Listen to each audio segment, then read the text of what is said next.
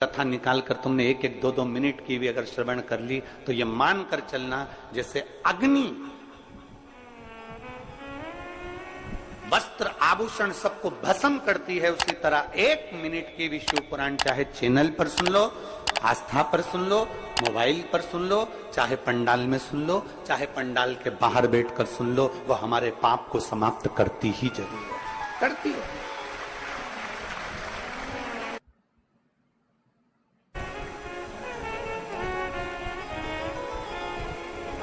एक माँ ने एक पत्र लिखा, उसमें उन्होंने घड़ी प्रसन्न होना चाहिए। उस बेटी से कहूंगा तुम दुखी नहीं होना कि लोग कहते हैं कि तुमने ये उपाय बता दिया, वो बता दिया।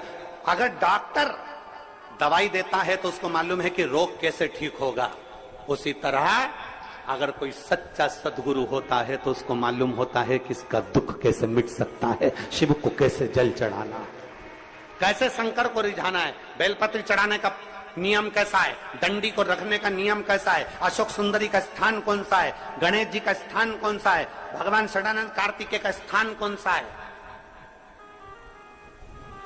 कितनी शिवरात्रि होती है, शंकर जी की कितनी बेटियां हैं, जया, विशारा, शामली बारी, दौतली, देव, शंकर भगवान के कितने स्वरूप हैं, 11 रुद्रों का वर्णन क्या है, महाकाल का अवतार क्यों हुआ, एक एक संवाद को अगर हमने शिव महापुराण के माध्यम से सुना है तो ये समझ लें कि डॉक्टर जैसे दवाई देता है और वो दवाई सही तरीके से ली जाए, एक दो दिन भी अगर गैप कर दिया, बेकार तरीके से ले ली, मालूम सुबह की शाम, शाम की सुबह ले ली तो वह असर नहीं करती। उसी तरह शिव महापुराण में मेरे वेद व्यास जी महाराज ने 18 पुराण लिखी, 18 पुराण में से एक भी पुराण में वेद व्यास जी ने कोई उपाय नहीं लिखा, उपाय लिखा तो केवल शिव महापुराण में लिखा, क्योंकि शंकर भगवान की अविरल भक्ति से हमें कैसे प्राप्त किया।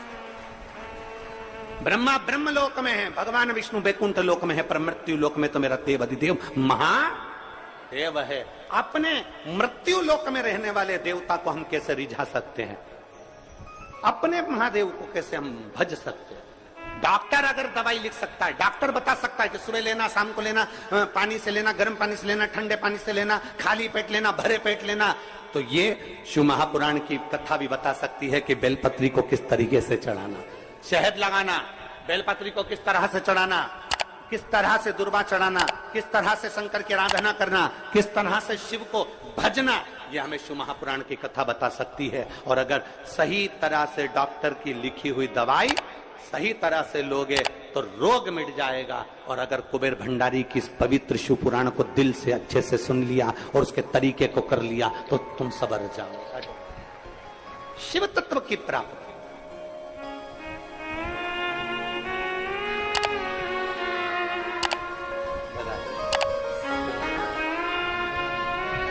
बरेश्वर बाबा की धरा पर आकर एक लोटा जल चढ़ाकर जरूर, मौका मिल जाए उसकी धरा पर एक बार जरूर आना, उसकी चौखट पर एक बार।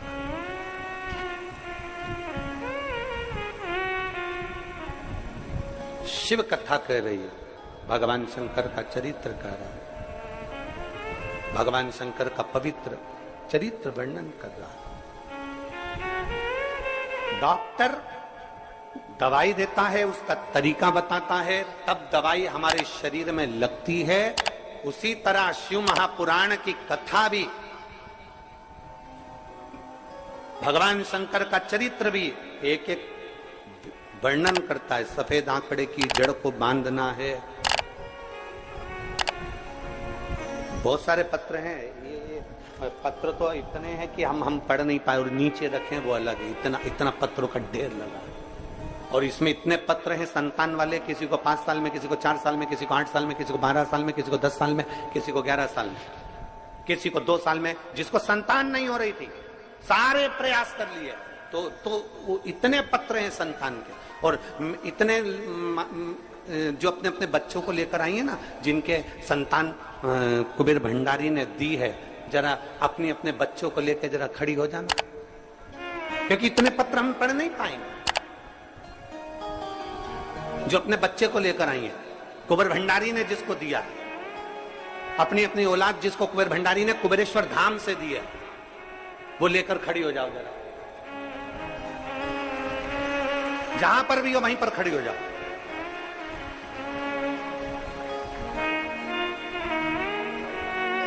अब तुम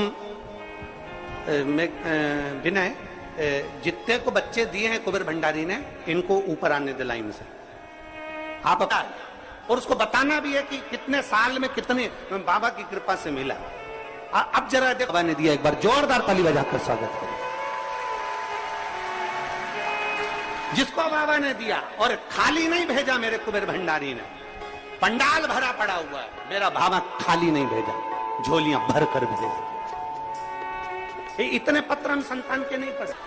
स्वामी करुणा सागर करुणा करने वाले, हे देवादिदेव महादेव, हे भगवान शिव, मेरा निवेदन आपसे, मेरे मन के संशय को मिटा दीजिए, मेरा मन का संशय समाप्त कर दीजिए। क्या संशय है तुम्हारा?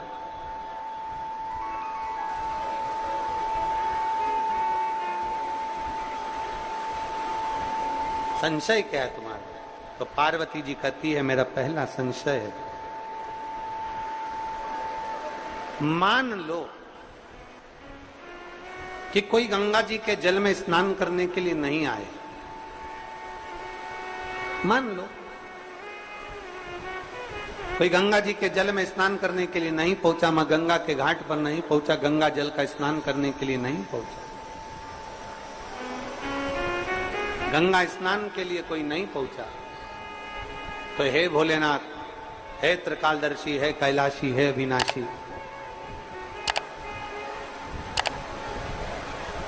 मान लो अगर गंगा के जल का स्नान करने नहीं पहुंचा, तो वो जीव जो गंगा जल तक नहीं पहुंचा है, गंगा के घाट तक नहीं पहुंचा, उस जीव का कल्याण कैसे हो? हमने एक बात आप लोगों को पहले कथा में कही थी, आज फिर कह रहे, अपने स्मरण में रखिएगा उस बात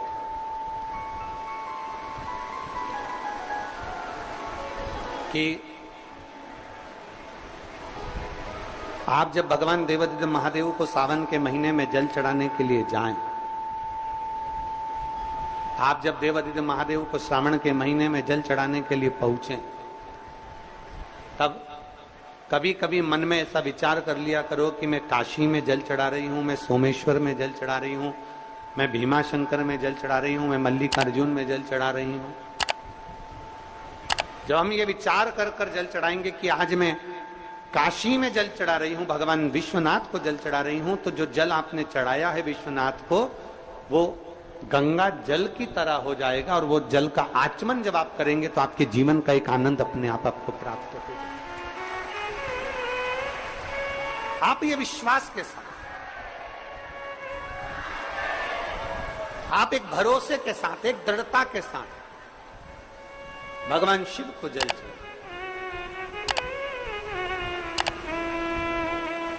और बखान क्या करूं मैं राखों के ढेर का, चपटी भभूत में खजाना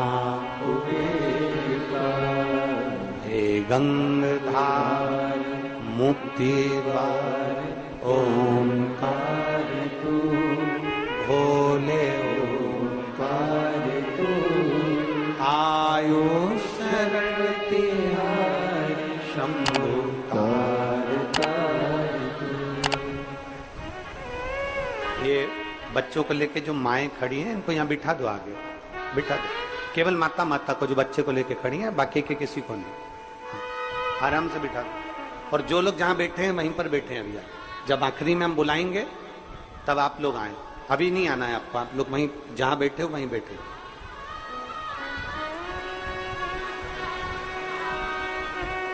बखान क्या करूं मैं रातों के ढेर का, चपटी भभूत में खजाना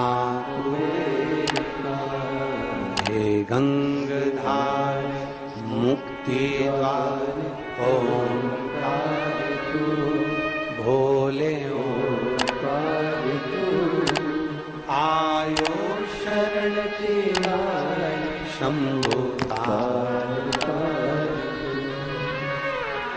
क्या ना दे वो, सब कुछ शिव देने वाले।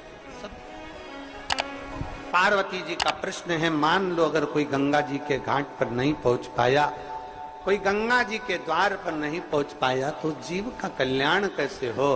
तो भगवान देवादिदेव महादेव कहते हैं, जो मेरे देवालय शिवालय में हर हर महादेव कहता है, गंगा वहीं पहुंचकर उसको मुक्त कर देती है। हर हर हर महादेव कहने वाले के लिए गंगा वहीं पहुंचकर उसको मुक्त कर दे। गंगा पहुंच,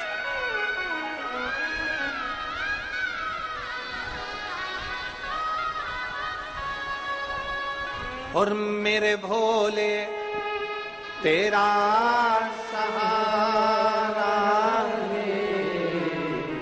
मेरे भोले तेरा सहारा है, मेरी नैया का तू किनारा है, मेरी नैया का तू किनारा है। मेरे भोले मैंने पुकारा, मेरे भोले मैंने पुकारा रे, मेरी नैया का तो किनारा रे, मेरी नैया का तो किनारा रे। पार्वती जी ने कहा, मेरे भीतर के कुछ प्रश्न हैं जो मुझे संशय मिटाना है। एक प्रश्न का उत्तर दिया, दूसरा प्रश्न माता पार्वती जी ने फिर रख दिया। दूसरा प्रश्न माता पार्वती जी फिर रख दिया, और दूसरा प्रश्न माता पार्वती जी ने जो रखा, भगवान देवादिदेव महादेव से कहा, प्रभु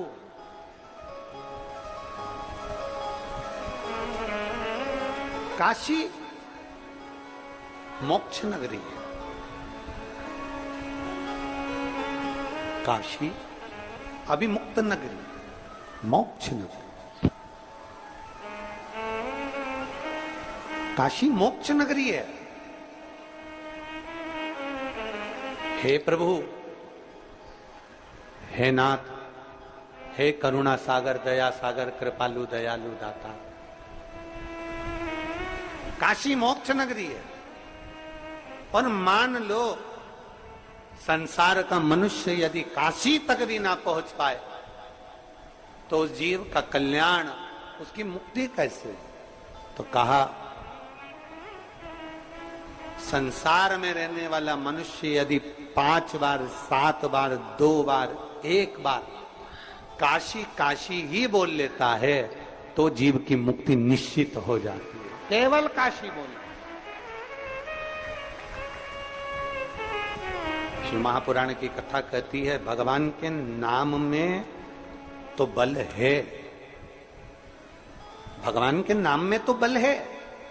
शिव महापुराण की कथा कहती है, केवल भगवान शंकर के नाम में ही नहीं, भगवान शंकर जिस भूमि पर निवास करते हैं, उस भूमि का भी अगर नाम ले लिया जाता है, तो जीव का कल्याण निश्चित हो जाता है। बोल कुबरेश्वर महादेव की, महाकाल राजा की, ओमकारेश्वर बाबा की, सोमनाथ भगवान की, वैद्यनाथ भगवान की, कृष्णेश्वर महा। अगर केवल उस भूमि का स्मरण भी कर लिया जाए, उस भूमि का मात्र नाम स्मरण भी कर लिया जाए, तो जीव का कल्याण हो जाता है। तीसरा प्रश्न, एक हो गया गंगा जल से जुड़ा हुआ, दूसरा हो गया भगवान शंकर की भूमि से जुड़ा हुआ, और तीसरा प्रश्न है माता पार्वती जी का। तीसरा प्रश्न कि हे नाथ,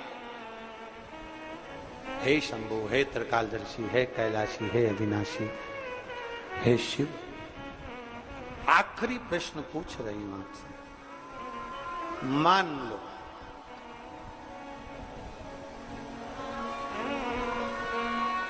अगर किसी जीव के पास में शिवालय, देवालय, तीर्थ